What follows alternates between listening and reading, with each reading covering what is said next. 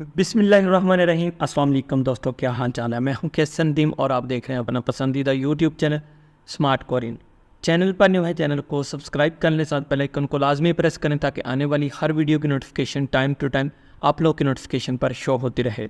सो दोस्तों, एक बहुत ही कॉमन मसला जो सब दोस्तों के साथ आता है, जब आप लोग अपना जॉब रोस्टर सबमिट करवाते हैं, वहाँ पे आप लोगों की कुछ गलतियों की वजह से आप लोगों के जॉब रोस्टर की आगे से अप्रूवल नहीं होती, मतलब कि मंजूरी नहीं होती। तो आप लोगों ने इस फॉर्म को तसल्ली से पढ़ लेना है। उसके बाद आप लोगों को मैं जॉब रोस्टर फिल करने का तरीका भी बताऊंगा, अकरारनामा बनाने का तरीका बताऊंगा। तो कोशिश करिएगा वीडियो को लास्ट तक ज़रूर वॉच करें और कोशिश करें इस वीडियो को सदका जारिया की नीयत से अपने दोस्त अहबाब के साथ लाजमी शेयर करें। सबसे पहली चीज़ आप लोगों ने ये हदायतनामा पढ़ लेना है। नंबर 1 पे देखें, दरख्वास्त फॉर्म ब्लैक पॉइंटर के साथ इंग्लिश के बड़े हरूफ के साथ पूरा करें। मतलब कि कोई भी आपका इंग्लिश का जो हरफ है वो छोटी अंग्रेज़ी में या छोटी ABC में नहीं होना चाहिए, क्योंकि बड़ी ABC में लिखते हैं वो किसी भी कंट्री में रीडेबल होता है, हर बंदा उसको पढ़ सकता है। और छोटी ABC लिखने का तरीक़ेकार हर कंट्री का डिफरेंट होता है।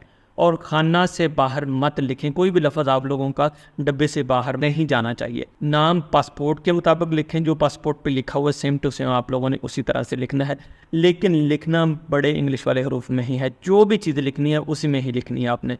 तस्वीर सफ़ेद बैकग्राउंड वाली और रंगीन कपड़ों में होनी चाहिए, टोपी चश्मा के बगैर होनी चाहिए। उसका जो साइज़ है वो पासपोर्ट साइज़ होना चाहिए। ये आप लोग वहाँ भी जब जाएंगे किसी भी फ़ोटो स्टूडियो पे तो आप लोग उनको बता सकते हैं। नंबर 4 ऑप्शन जो है इसमें बताया गया है कि पासपोर्ट एक्सपायर मनसूख होने में कम अज़ कम आपका 1 साल 1 माह बाकी होना चाहिए। 1 साल भी हो तो आप लोगों का वो पासपोर्ट चल जाएगा। नंबर 5 ऑप्शन को देखें, बैंक में ज़ाती अकाउंट की मालूमात और चेक की फ़ोटोकॉपी आप लोगों ने प्रोवाइड करनी है। नोट, उसके बाद फॉर्म का कोई भी खाना खाली मत छोड़ें। गलती होने की सूरत में वाइटनर का भी आप लोग इस्तेमाल कर सकते हैं। जब आप लोग सेंटर पे जाएंगे तो एक तो आप लोगों ने ब्लैक पॉइंटर साथ लेके जाना है, एक वाइटनर साथ लाजमी लेके जाना है जॉब रोस्टर फिल करने के लिए। सो दोस्तों, आप लोगों ने जो अपने डॉक्यूमेंट्स की तरतीब है वो कुछ इस तरह से बनानी है। तरतीब बराए सेट नंबर 1 असल पासपोर्ट और पासपोर्ट की रंगीन फ़ोटोकॉपी। नंबर 2 दरख्वास्त फॉर्म असल। नंबर 3 अकरारनामा असल। अकरारनामे पे हम एंड पे आते हैं, वो मैं आप लोगों को बता दूंगा कि किस तरह से आप लोग वो अकरारनामा ले सकते हैं।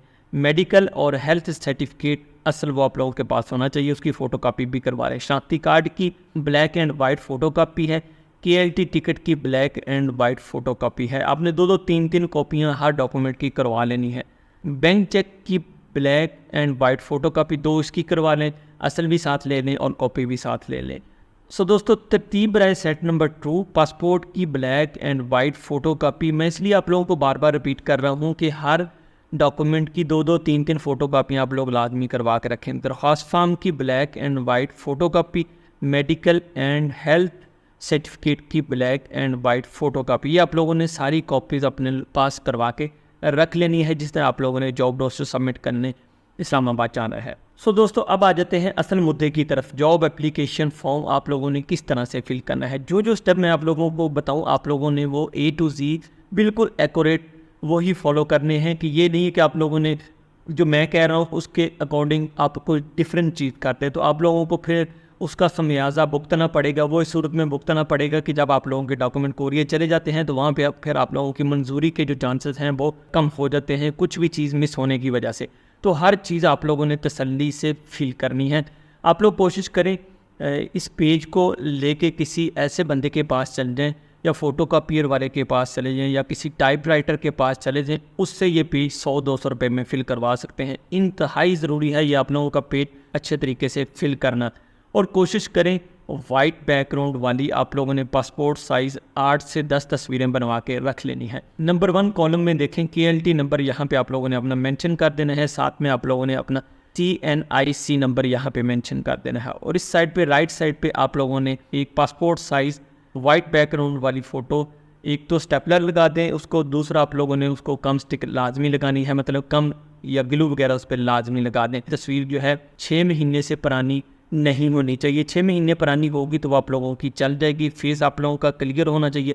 जब भी आप फ़ोटो बनवाने जाएं उसको कहें कि आप लोगों का फेस और कंधे बिल्कुल क्लियर नज़र आने चाहिए और HD रिज़ल्ट में बनवाएं कोशिश करके। नीचे फिर आप लोगों ने अपना फुल नेम, इंग्लिश के बड़े हरूफ में लिख देना है, जो पासपोर्ट पे लिखा हुआ है सेम टू सेम उसी के मुताबिक आप लोगों ने चलना है। डेट ऑफ बर्थ भी आप लोगों ने पासपोर्ट के मुताबिक लिखनी है। एज जो आपकी बनती है वो आप लोगों ने कैलकुलेट करके यहाँ पे इस कॉलम में मेंशन कर देनी है। सो देन जेंडर आ जाता है। जारी बात है, अगर आप मेल हैं तो मेल का जो ये जो दायरा है इसको काला करना है अपने पॉइंटर के साथ। इसको मतलब कि टिक नहीं करना, फुली इसको ब्लैक करना है। स्याही आप लोगों की दायरे से बाहर नहीं जानी चाहिए। अगर बाहर जाएगी तो आप लोगों को रिमूव करना पड़ेगा, फिर बार बार आप लोगों को फॉर्म लेना पड़ेगा। ये फॉर्म आप लोगों को ओएसी की वेबसाइट पे मिल जाएगा। जब 31 तारीख को आप लोगों का स्किल टेस्ट का ऐलान होगा, उसका जो फाइनल मेरिट लगेगा, उसके बाद आप लोगों को ये फॉर्म वहाँ से मिल जाएगा।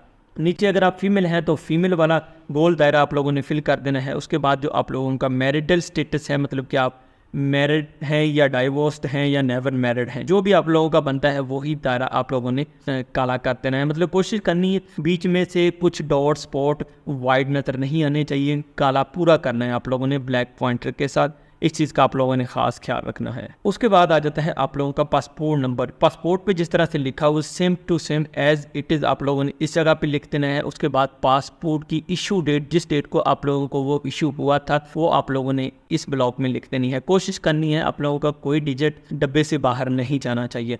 पासपोर्ट की एक्सपायरेशन डेट है वो आप लोगों ने इस डब्बे में लिख देनी है। उसके बाद आ जाते हैं आप लोगों के एड्रेस की तरफ। एड्रेस आप लोगों ने अपना कंप्लीट बताना है खत किताबत के लिए, ताकि आप लोगों को कल कलाम को ओएसी की तरफ से कोई डॉक्यूमेंट्स वगैरह पोस्ट ऑफिस के थ्रू आए तो प्रॉपर आप लोगों को घर पे मिल सकें वो। उसके बाद कोशिश करनी है आपने अपने 2 मोबाइल नंबर लाजमी देने हैं। व्हाट्सएप नंबर लाजमी दे दें। उसके बाद सेकंड मोबाइल नंबर ऑप्शन के तौर पे आप लोग दे सकते हैं। तीसरा ऑप्शन अपने होम का जो मोबाइल नंबर है, जो प्रॉपरली आपके वालिद या बड़े भाई या छोटे भाई यूज़ करते हैं, उनका नंबर आप लोगों ने इस जगह पे लाजमी देना है। कोशिश करें 3 मोबाइल नंबर लाजमी दें। अपने 2 दे दें, एक भाई का वालिद का दे दें, जो भी आपके घर का सरबराह है उसका दे दें आप लोग। उसके बाद नीचे आ जाए फ्रेंड, ये जो कॉलम है ये आप लोगों का तब फिल होगा जब आप लोगों का मेडिकल हो जाएगा। उस पर ये चीज़ें लिखी होंगी। आप लोगों की जो हाइट है, जिस हिसाब से आप लोगों के मेडिकल पे लिखी होगी, जो सर्टिफिकेट होगा मेडिकल फिटनेस सर्टिफिकेट, उस हिसाब से आप लोगों ने यहाँ पे सेंटीमीटर्स में लिख देनी है। और दूसरी चीज़, यहाँ पे आप लोगों ने अपना वेट जो है वो जो भी ऊपर मेडिकल फॉर्म के ऊपर लिखा होगा वो यहाँ पे लिख देना है। उसके बाद आप लोगों ने क्या करना है, आई विजन अपना चेक कर लें। वो आप लोगों का जो मेडिकल फिटनेस सर्टिफिकेट होगा उसमें लिखा होगा लेफ़्ट की 6/6 है और राइट की 6/6 है। जिनको चश्मे लगे हुए हैं वो अपने हिसाब से वहाँ पे जब आप लोग मेडिकल करवाएंगे आप लोगों की हर चीज़ वहाँ पे शो हो जाएगी। देन यहाँ पे एक कॉलम आ जाता है जिसमें कलर ब्लाइंड का लिखा हुआ है। तो अगर आप लोगों को कलर ब्लाइंड का इशू नहीं है तो फिर तो आप लोगों को कोई डरने की, परेशान होने की ज़रूरत नहीं है। नीचे वाले नॉर्मल पे आप लोगों ने यहाँ पे ये दायरा फिल कर देना है, बिल्कुल एक्यूरेट ब्लैक करना है ब्लैक पॉइंटर के साथ। उसके बाद दोस्तों आ जाते हैं आप लोगों का जो मेडिकल एग्जामिनेशन सर्टिफिकेट है वो आप लोगों को किस तरह से मिलेगा। मतलब कि आप लोगों का जो मेडिकल एग्जामिनेशन सर्टिफिकेट है वो जब आप लोग करवाने चाहेंगे तो 1 या 2 दिन के बाद अगर आप लोगों का मेडिकल फिट आता है तो वो ऑटोमेटिकली आप लोगों का ओएसी में फॉरवर्ड कर दिया जाएगा। तो आप लोग उसके अकॉर्डिंग जाके फिर जॉब रोस्टर फॉर्म फिल करेंगे। इस चीज़ का भी आप लोगों ने लाजमी ख्याल रखना है। वो मेडिकल फॉर्म जो है वो आप लोगों को जब आप जॉब रोस्टर फिल करने चाहेंगे ओएसी वाले आपके हाथ में थमा देंगे। उसके मुताबिक आपने ये सारी इन्फॉर्मेशन वहाँ पे देनी है। डेट ऑफ एग्जामिनेशन, मतलब कि जब आपने मेडिकल करवाया है वो आपके मेडिकल सर्टिफिकेट पे लिखा होगा, वो यहाँ पे लिख देना है। नीचे उसके मेडिकल सेंटर नायाब है या आईडीसी है या जो भी है वो आप लोगों ने यहाँ पे लिख देनी है। ये आप लोगों ने चीज़ लाजमी चेक करनी है। उसमें मतलब कि फिंगर लॉस कोई हुआ है, आर्म का कोई मसला है, लेफ़्ट और राइट का जो भी मसला है, वो सारी चीज़ें आप लोगों के मेडिकल सर्टिफिकेट पे लिखी होंगी। उसके हिसाब से आप लोगों ने ये डब्बे जो हैं इनको काला कर देना है। बाहर नहीं जानी चाहिए स्याही। जो भी उस पर लिखा होगा, ये जो फिगर्स लिखी हुई, इसी के हिसाब से आप लोगों ने मेडिकल सर्टिफिकेट के हिसाब से ये डब्बे काले कर देने हैं। उसके बाद नीचे आ जाए, ईमेल आप लोगों ने अपनी जो भी आपकी राइट प्रॉपर ईमेल है जिस पे आप वर्क करते हैं वो आप लोगों ने यहाँ पे दे देनी है। तो स्किल टेस्ट के हवाले से यस आप लोगों ने स्किल टेस्ट दिया हुआ है तो यस लिखेंगे, जाहिर बात है, ठीक है। अगर नहीं दिया हुआ तो नो लिखेंगे यहाँ पे। उसके बाद आ जाता है प्रेफर्ड रीजन आप लोगों की कौन सी है, जिस रीजन में आप लोग काम करना चाहते हैं, जिस सूबे में आप लोग काम करना चाहते हैं। मैं तो आप लोगों को रिकमेंड करूँगा कि आप लोग किसी भी एरिया को मेंशन ना करें बल्कि एवरीवेयर कर दें। कहीं भी आप लोगों को मौका मिल जाए कोरिया जाने का आप लोग चले जाएं बस। उसके बाद चॉइस आप लोगों की आ जाती है। फर्स्ट चॉइस है आप लोगों की क्योंगी-दो, सेकंड चॉइस है क्योंगसंग-नम-दो। इन दोनों में से आप दोनों चाहे टिक कर दें, नहीं तो आप फर्स्ट चॉइस रख लें या सेकंड चॉइस, कोई भी जो आप लोगों को बेहतर लगती है। लेकिन मैं रिकमेंड करूँगा कि आप दोनों चॉइस यहाँ पे टिक कर दें या यहाँ पे फिल कर दें। उसके बाद दोस्तों आ जाती है आप लोगों की डिज़ायर्ड इंडस्ट्री, मतलब जिस इंडस्ट्री में आप लोग ख्वाहिश रखते हैं जाने की। ज़ाहिर बात है मैन्युफैक्चरिंग में ही आप लोगों ने जाना है तो आप लोगों ने यहाँ पे मैन्युफैक्चरिंग लिख देना है। यहाँ पे सब कैटेगरी जो है इसमें भी आप लोगों ने सेम कर देना है। तो ये जो कॉलम है ये आप लोग ड्यूटीज़ कंस्ट्रक्शन ओनली, ये कंस्ट्रक्शन वालों के लिए है। ये वाला जो है आप लोगों ने खाली छोड़ देना है। नीचे आप लोग देख लें इस साइड पे, अगर आप लोगों के मुतलका कोई यहाँ पे चीज़ है तो उसको टिक कर दें, नहीं तो छोड़ दें, बल्कि इसको छोड़ दें आप लोग। ये चीज़ जो है इसको खाली छोड़ दें। ड्यूटीज़ कंस्ट्रक्शन ओनली, ये कंस्ट्रक्शन वालों के लिए है सिर्फ और सिर्फ। उसके बाद आ जाता है दोस्तों आप लोगों का ईपीएस टॉपिक के मुतलका जो स्कोर है या जो शोबा आप लोगों ने वहाँ पे टिक किया है उसके हवाले से। इंडस्ट्री आप लोगों की ज़ाहिर बात है आप लोगों ने वहाँ पे मैन्युफैक्चरिंग टिक की है या असेंबलिंग टिक की है, वो आप लोगों के KNT पे लिखा होगा। टेस्ट की डेट, जिस डेट को आप लोगों ने टेस्ट दिया था, पहले आप लोगों ने साल लिखना है, फिर महीना लिखना है, फिर दिन लिखना है। स्कोर आप लोगों का कितना बनता है, रीडिंग के आपके अगर 70 स्कोर हैं तो यहाँ पे लिख देना है। लिसनिंग के अगर आप लोगों के 75 स्कोर हैं तो इस डब्बे में लिख देना है। ये स्कोर आप लोग किस तरह से चेक कर सकते हैं, आप लोग कोरिया HRD की वेबसाइट पे जाके अपना KLT नंबर दे के वहाँ से चेक कर सकते हैं। तो आप लोगों का जो टोटल स्कोर है वो 145 बन जाता है। 145 को 2 पे तकसीम करेंगे तो आप लोगों की जो एवरेज है वो 72.5 बन के आ जाती है। मतलब कि जितने भी स्कोर होंगे आप लोगों के टोटल दोनों के मिला के, लिसनिंग और रीडिंग को, आप लोगों ने उसको 2 से तकसीम कर देना है। यहाँ पे उसकी एवरेज बन के आ जाएगी। यहाँ पे आप लोगों ने अपनी एवरेज लिख देनी है। उसके बाद दोस्तों आ जाता है आप लोगों का एकेडमिक बैकग्राउंड, मतलब कि आप लोगों ने जो डिग्री कर रखी है, मास्टर कर रखा है, बैचलर कर रखा है या FSC कर रखी है, उसके हिसाब से आप लोगों ने वही दायरा यहाँ पे, उसके हिसाब से आप लोगों ने वही दायरा यहाँ पे काला कर देना है ब्लैक पॉइंटर के साथ। तो वोकेशनल ट्रेनिंग अगर आप लोगों ने कर रखी है, स्कूल वोकेशनल का आप लोगों ने मेजर जो आप लोगों का सब्जेक्ट है उसमें आप लोगों का लेवल क्या था, स्कोर था, जो भी वो आप लोगों ने इस ब्लॉक में, इस खाने में लिख देना है। क्योंकि आप लोगों ने बताया है कि मैंने 3 साल की वोकेशनल ट्रेनिंग कर रखी है और उसमें मेरा 2 से 3 साल का वर्क एक्सपीरियंस भी है। उसके हवाले से फिर आप लोगों को वो डॉक्यूमेंट भी प्रोवाइड करने पड़ेंगे, तो वो आप लोगों ने यहाँ पे लिख देने हैं।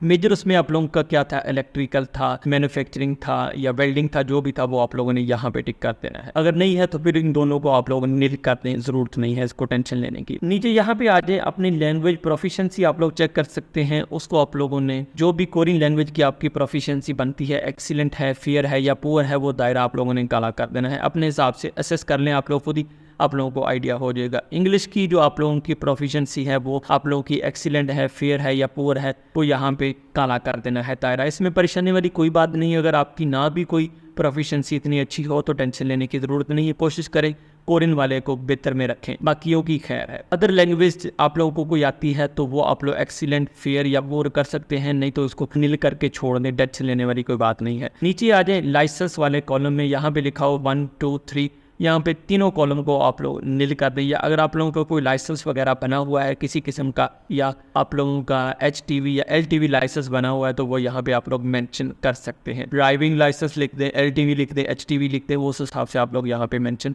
कर सकते हैं। एंड देन आप लोग वर्क एक्सपीरियंस पे आ जाएंगे। नीचे कंट्री आप लोगों का जो भी है, अगर आप लोगों ने किसी दूसरी कंट्री में जाके वर्क कर रखा है तो वो भी आप लोगों को फिर यहाँ पे मेंशन करना पड़ेगा। सऊदी अरेबिया है, दुबई है, जो भी कंट्री है, मस्कत, ओमान है, इसमें आप लोग जाके काम कर चुके हैं, वो यहाँ पे मेंशन कर देने हैं। अगर पाकिस्तान में काम किया है तो पाकिस्तान लिख दें, इंडस्ट्री कैटेगरी है वो लिखते हैं, सब कैटेगरी है वो लिखते हैं, मंथ ईयर लिखते हैं। यहाँ पे जो भी आपने काम किया है वो वाला डब्बा जो है आप लोगों ने काला कर देना है। नहीं है तो इनको नील कर दें, कोई इशू नहीं, इसमें परेशानी वाली कोई बात नहीं है। उसके बाद नीचे आ जाए वर्क एक्सपीरियंस इन कोरिया। आप लोगों का अगर कोरिया में कोई वर्क एक्सपीरियंस है, मतलब कि पहले आप रह चुके हैं वहाँ पे, 4 साल 10 महीने गुजार के आ चुके हैं, तो आप लोग दोबारा फ्रेश कैंडिडेट के तौर पे भी जा सकते हैं। तो यहाँ पे येस लिखना है। तो उसके हवाले से फॉरेन रजिस्ट्रेशन नंबर, जिसको एलियन रजिस्ट्रेशन नंबर भी कहते हैं, वो यहाँ पे आप लोगों ने मेंशन कर देना है। अगर आप लोग बिल्कुल फ्रेश कैंडिडेट हैं तो नो पे आपने ये दायरा जो है ये काला कर देना है। उसके बाद दोस्तों नीचे आ जाए, एक और फॉर्म है, name of school, college, university, जिस स्कूल से आप लोगों ने डिग्री कर रखी है वो आप लोगों ने यहाँ पे बता देना है, उसका नाम, नीचे उसका जो भी प्रोविंस, जो भी सूबा आप लोगों का बनता है वो, और उसका टोटल एड्रेस यहाँ पे आप लोगों ने लिख देना है। उसके बाद नीचे आ जाए एमरजेंसी कॉन्टैक्ट इन्फॉर्मेशन। फ़र्ज़ करें आप लोगों का नंबर सम हो किसी वजह से बंद है, तो आप लोग एमरजेंसी के तौर पे अपने वालिद का, बड़े भाई का या वालदा का या मिसेस का, किसी का भी नंबर यहाँ पे दे सकते हैं। तो यहाँ पे आपने उसको हाईलाइट करना है, उनका नाम लाजमी लिखना है यहाँ पे बड़े हरूफ में। नीचे वो जिस कंट्री में रहते हैं, ज़ाहिर बात पाकिस्तान में रहते हैं तो पाकिस्तान ही लिखा जाएगा। उनका टेलीफोन नंबर लिखते हैं यहाँ पे, कोशिश करें उनके 2 नंबर आप लोग लाजमी दें। यहाँ पे दोनों ही ब्लॉक्स में आपने 2 नंबर लिख देने हैं। आपका जो रिलेशनशिप है उनके साथ, फादर हैं आपके, ब्रदर हैं, मदर है या वाइफ है, वो आप लोगों ने यहाँ पे मेंशन कर देना है। यानी एक ही फर्द आप लोग मेंशन करेंगे। ये तो मैंने ऑप्शन के तौर पे 4 बंदे लिखे हुए हैं, आपने एक ही फर्द मेंशन करना है। उसके बाद दोस्तों नीचे आ जाए, have you ever used any other names to enter or deport from Korea. आप लोग कोरिया से डिपोर्ट हो चुके हैं, किसी भी वजह से डिपोर्ट हो चुके हैं, पहले कोई और नाम यूज़ कर चुके हैं, तो आप लोगों ने गलत इन्फॉर्मेशन प्रोवाइड नहीं करनी। अगर आप फॉर एग्जांपल गलत प्रोवाइड करके चले भी जाएंगे तो एयरपोर्ट पे आप लोग चेक हो जाएंगे, आई स्कैन हो जाएंगी, फिंगरप्रिंट स्कैन हो जाएंगे, आप लोग वहाँ से डिपोर्ट हो जाएंगे। तो यस कर देना है। अगर नहीं गए तो फिर आप लोगों ने नो वाला दायरा काला कर देना है। नीचे वाले कॉलम में देखें, is the invitee a citizen of more than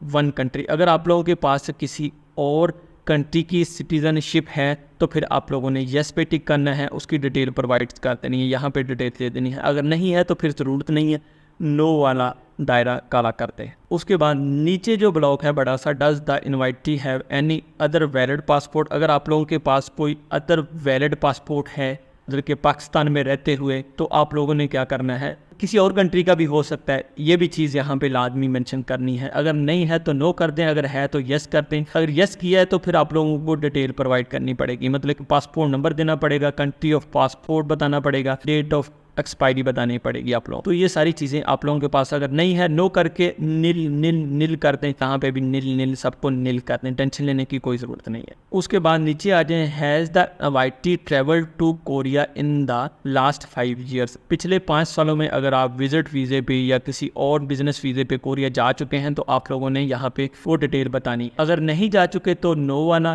दायरा काला कर दें, अगर जा चुके हैं तो यहाँ पे बताना है, टाइम बताना है, पर्पस ऑफ रीसेंट विजिट आप लोगों ने बताना है, किस पर्पस के लिए गए थे, क्यों गए थे, वहाँ पे सारी डिटेल आप लोगों ने यहाँ पे इंग्लिश में बतानी है। उसके बाद दोस्तों नीचे आ जाए, has the invitee travel to outside his her country of the residence excluding to Korea in the last 5 years. मतलब कि कोरिया के अलावा आप अगर किसी दूसरे कंट्री जा चुके हैं किसी भी पर्पस के लिए, विजिट के लिए, बिजनेस के लिए, तो आप लोगों ने यस पे टिक करना है। अगर यस किया है तो नेम भी बताना पड़ेगा, पर्पस ऑफ विजिट भी बताना पड़ेगा, पीरियड ऑफ स्टे भी बताना पड़ेगा। अगर नहीं किया तो नो वाला दायरा काला कर दें, सब पे नील नील कर दें, टेंशन लेने की कोई ज़रूरत नहीं। उसके बाद दोस्तों आ जाएं, personal information of your spouse, मतलब कि आपकी जो वाइफ है उनकी इन्फॉर्मेशन आप लोगों को यहाँ पे देनी पड़ेगी। अगर आपकी शादी नहीं हुई तो यहाँ पे नील नील कर दें, या बड़ा सा नील इस सारे वाले लिख दें, सभी नील हो जाएगा। अगर शादी हुई है तो फिर आप लोगों ने यहाँ पे उनका नाम बड़े हरूफ में प्रॉपर पासपोर्ट के मुताबिक या आईडी कार्ड के मुताबिक यहाँ पे उनका नाम लिखना है, फिर यहाँ पे गिवन नेम लिखना है। इस तरह से जिस तरह से मैंने लिखा हुआ सेम टू सेम आप लोगों ने भी यहाँ पे लिख देना है। उनकी जो डेट ऑफ बर्थ है आपकी मिसेस की, वो आप लोगों ने यहाँ पे लिख देनी है। नेशनलिटी उनकी जो भी बनती है वो यहाँ पे लिख देनी है। रेजिडेंशियल एड्रेस जो उनका बनता है, जारी बात है आपके वाला एड्रेस होगा वो आप लोगों ने यहाँ पे लिख देना है। उनका कॉन्टैक्ट नंबर यहाँ पे लिख देना है। ये लाजमी चीज़ है, अगर आपकी शादी हुई है तो ये इन्फॉर्मेशन आप लोगों को प्रोवाइड करनी पड़ेगी। Do you have any children, अगर आप लोगों के बच्चे हैं तो यस, अगर नहीं है तो नो करते, नो वाला दायरा काला करते। नंबर ऑफ चिल्ड्रन, जितने बच्चे हैं वो आप लोगों ने यहाँ पे मेंशन कर देने हैं। 3 है, 4 है, 2 है, 1 है, वो यहाँ पे मेंशन करते। नीचे एक चीज़, बड़ी इंपॉर्टेंट चीज़ जो मैं आप लोगों को बताना चाहूँगा, submission of this application does not guarantee A job in Korea. अगर आप लोगों को जॉब एप्लीकेशन सबमिट करते वक्त इस चीज़ की गारंटी मिल जाती है फिर तो टेंशन नहीं है, लेकिन उन्होंने यहाँ पे सबमिट कर दिया है कि जॉब एप्लीकेशन सबमिट करने की बाद कोई गारंटी नहीं है कि आप लोगों को कोरिया में जॉब मिल जाए। ये जस्ट आप लोग एक job roster, job application form fill कर रहे हैं कोरिया में, मार्केट जो है उसमें लॉन्च करने के लिए। इसमें टेंशन लेने की कोई बात नहीं है। 90% लोगों के वीज़ा आ जाते हैं। अल्लाह पाक पे भरोसा रखें, नमाज़ पढ़ें, अपने लिए भी दुआ करें, दूसरों के लिए भी दुआ करें। उसके बाद दोस्तों आप लोगों की पर्सनल इन्फॉर्मेशन बैंक के हवाले से होती है। बैंक अकाउंट डिटेल आप लोगों ने बतानी है। अकाउंट नंबर आप लोगों ने यहाँ पे लिख देना है अपना, क्योंकि आप लोगों को अकाउंट बनाना पड़ेगा। बैंक नेम आप लोगों ने यहाँ पे मेंशन कर देना है। ब्रांच नेम, जिस एरिया में वो लोकेटेड है वो, और बैंक का नाम साथ में लाजमी लिखना है। ब्रांच कोड, ये आप लोगों को ब्रांच से मिल जाएगा। ये किसी भी वहाँ पे कलर वगैरह से भी आप लोग पूछ सकते हैं। बैंक कोड और स्विफ्ट कोड, ये आप लोगों की वहाँ पे पैसे भेजने के हवाले से ये चीज़ें होती हैं, ये भी आप लोगों ने वहाँ से लाजमी लेना है, अपनी बैंक से ये चीज़ें ज़रूर कलेक्ट कर लें। उसके बाद नीचे आ जाए फ्रेंड, ये सारी चीज़ें करने के बाद आप लोगों ने फिर एक इकरारनामा जो है उसको साइन करना है कि मैं मुसम्मी कैसन नदीम वल अनायत अली इस बात का इकरार करता हूँ कि मैं OIC HRD कोरिया के तमाम असूलों कवानीन की पासदारी करूँगा और दोनों महकमात के लिए किसी किस्म की दुश्वारी का बाइस नहीं बनूँगा। नीज़ इस बात पर बखूबी इल्म है कि फ़्लाइट शेड्यूल से इनकार करने की सूरत में मेरा कॉन्ट्रैक्ट और जॉब रोस्टर दोनों कैंसिल कर दिए जाएंगे। तो यहाँ पे मज़ीद अगर मैं कॉन्ट्रैक्ट मुकम्मल होने के बाद वतन वापस नहीं लौटता तो अदारा मेरे खिलाफ हर किस्म की तादीबी कार्रवाई का हक रखता है। तो यहाँ पे ये आपने कॉल करार करके मतलब कि अकरारनामा करके यहाँ पे नीचे इस पे अपने दस्तखत कर देने हैं, तो दैट्स इट, यानी कि ये आप लोगों का जॉब रोस्टर फाइनल हो जाएगा। तो कोशिश करें इसको अच्छे से फिल करें, जो चीज़ नहीं समझ आए आप कमेंट बॉक्स में पूछ सकते हैं। इंशाल्लाह ताला नेक्स्ट किसी और इन्फॉर्मेटिव वीडियो में मुलाकात होगी। मुझे इजाज़त दें, खिलाने के बाद।